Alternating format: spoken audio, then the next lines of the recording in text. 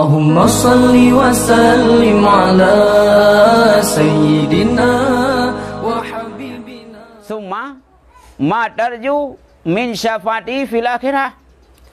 Kemudian ditanya gara-gara tak bersatu dalam dunia, nah barang yang kau harap ni bak syafaahnya urung beriman pada orang akhirat. Ya ne.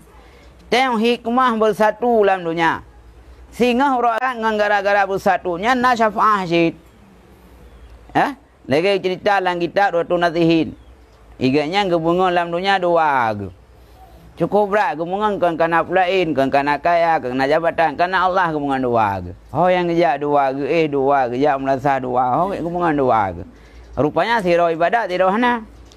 Orang akhirat tengah mutamang neraka sirah. Sirah dalam syurga. Perintah tu. Nyo kaji tamang syurga. Nyo yang tamang neraka tamang aju.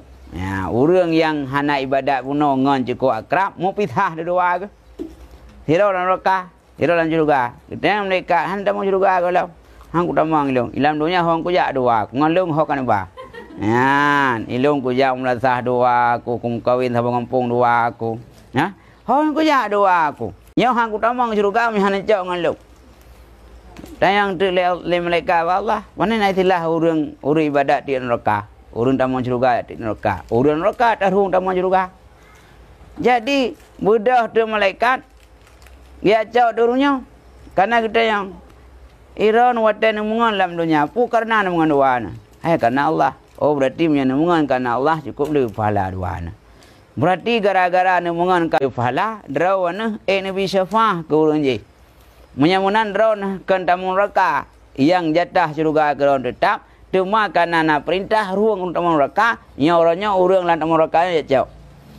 Jadi mungkin cak tu, kagak ruang, mutamang tu juga dua ke, kam dapat dua, kita nyo sabo leting dua tu, sabonya sabo je ni, mairon bojak melasah lagi, ya, buat semayang, ilo hang perintah mong juga mi hana 4 ron lah, rupanya hek kau tetap mana mereka na, ya.